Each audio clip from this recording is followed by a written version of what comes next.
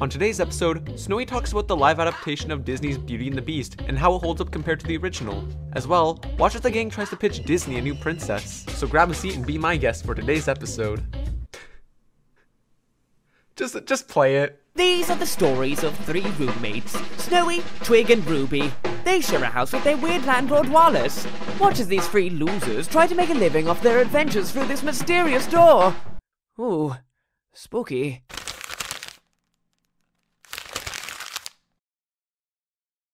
Hey guys, so I was thinking. Oh, what about Sn0wy? Well, I was looking into Beauty and the Beast for today's video, and it got me thinking about Disney princesses.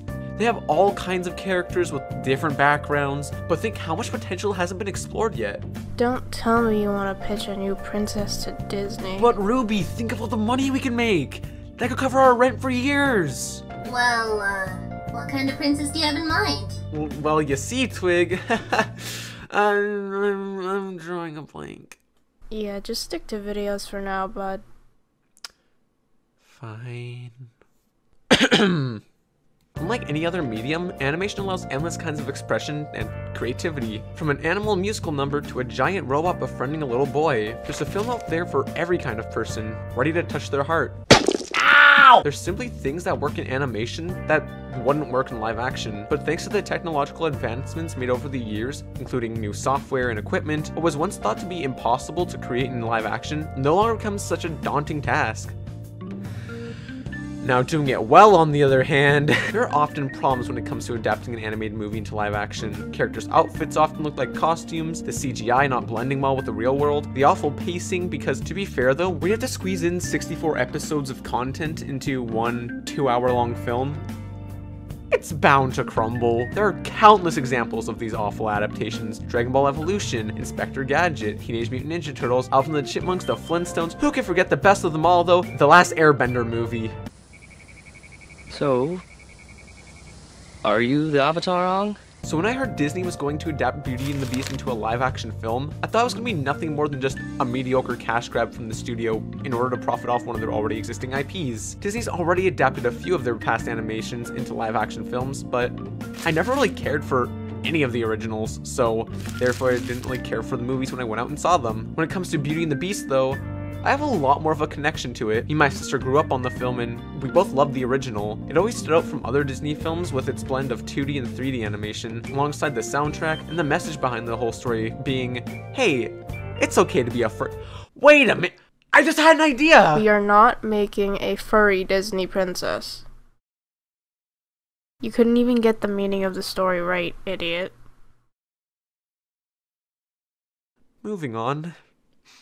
When I came out of the theater after watching the new take on this classic, it really surprised me because, unlike its predecessors, it actually added a lot to the original movie, adding more music to the film, fixing past plot holes, and giving characters more depth. The film was actually really good. I mean, sure, you can't exactly make a clock and a candlestick look cute in the real world, but the effort was there nonetheless. I think I should make it clear before I really start getting into the nitty-gritty of this. I'm assuming you've at least watched one of the versions of Beauty and the Beast, because this is more what the live-action film added to the original than a whole video on Beauty and the Beast. The first thing this film did great was bring on some of the original team who worked on the animated movie, especially Alan Menken, who created the iconic music from the original. They actually created more music for this film that could rival some of the originals. Take a listen. In the midst of all this sorrow, can so much hope and love endure? I was innocent and certain.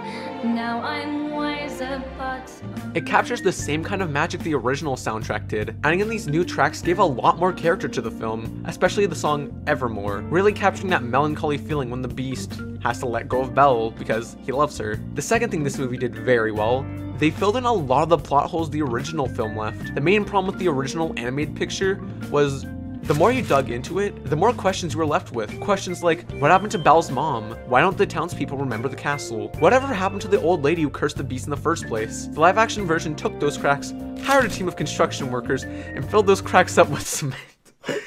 What are these analogies? Oh my goodness. We finally see what happened to Belle's mom and how that affects Belle and Maurice. We see why the people don't remember the castle or the prince, and we see the old lady who cursed the beast in the first place and her significance to the tale near the end of the film with the rose and wait, Rose...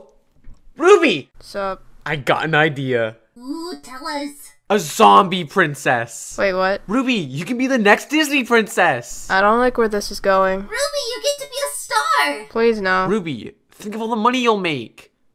You'll never have to steal again.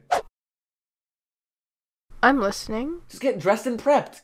Can I have my mic back? Oh, sorry, here. The live action film also felt a lot better paced. One scene that stands out for this example is where the beast saves Belle from the wolves that are chasing after her as she tries to run away. In the animated version, right after this moment, Belle and the beast, you know, they have a romantic montage of them being a happy couple, you know, being all cute, just doing the cutest things. Snow, just those real aww moments. But are we just gonna forget the fact that like moments before she just tried to run off on a horse and, you know, never see the beast again? In the newer version, it's a gradual change of heart. Belle right off the bat is thankful the beast saved her, for sure. But she isn't too fond of him, because she's still kind of, you know, trapped there. For my final point, let's talk about the characters in this adaptation, because oh, Fowler! To me at least, the original film felt very run-of-the-mill Disney. A lot of the characters were one-dimensional and stayed the same by the end of the film. This is what you call a static character. In case you didn't know, a static character is a character that stays the same throughout the story. An example of this would be Gaston's goofy sidekick, LeFou. LeFou is nothing more than just an average comedic relief sidekick, boosting Gaston's ego throughout the original film and always having his back without question. This all changed with the recent adaptation and what really made me want to create this video in the first place. LeFou was made into a dynamic character. A dynamic character is a character who changes by the end of the story or has gone through some sort of change of heart. Use those 2 words in your next English test and you'll get bonus marks. You're welcome. He's given his own arc where he no longer feels just like a goofy sidekick. So I'm going to show a clip from the movie, but it's going to need a bit of context. In this scene, Maurice, or if you didn't know at this point, is Belle's dad, I mean it should have been pretty obvious, returns to the town after Gaston knocked him out and left him in the woods to die, or I don't know, make a nice snack for the animals. It becomes a he said she said situation with no real evidence of either accusations, except the one witness of the situation, LeFou. It's all narrowed down to him to give his answer. Watch what happens here. Me? You're right. Don't take my word for it. LeFou, my dearest companion. Did I, your oldest friend and most loyal compatriot, try to kill the father of the only woman I've ever loved? Well, it's a complicated question on a number of accounts. But no. No, he did not. The hesitation LeFou has speaks miles about his character, and as the film goes on, he questions if what he's doing is really best for him, till finally Gaston blows him off and he finally has a revelation. It's just really nice to see how much went into making LeFou a character of his own. He was even revealed to be a homosexual.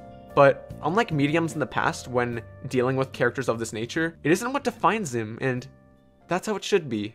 Snowy, we're leaving. Wait, where? We got the meeting to pitch our movie idea.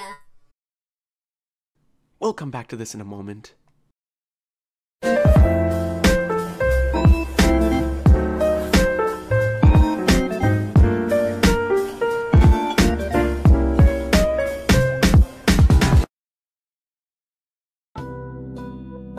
We'd like to thank you for having us here today, and on such short notice at that.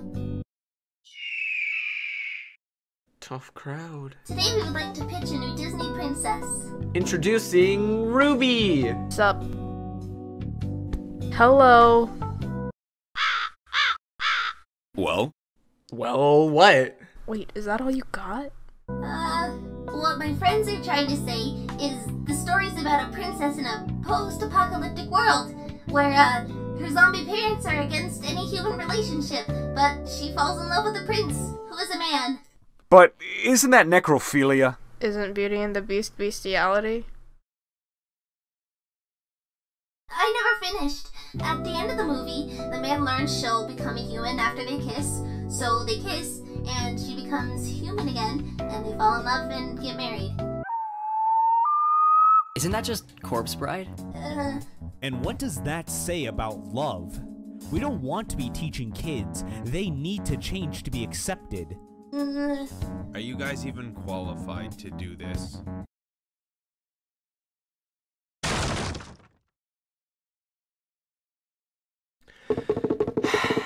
Let's just finish up here. I often don't care for these live adaptations of already existing IPs. They're often just cash grabs, and have no real purpose to be remade. However, the 2017 remake of Beauty and the Beast has every reason to exist. This live-action approach refined a classic in many ways, and its transition from 2D to 3D is something to admire. I can't wait for more great adaptations from Disney, and I'm really excited to see what the team who worked on this does next. Please just let it be a live-action take on Chicken Little. I'm begging.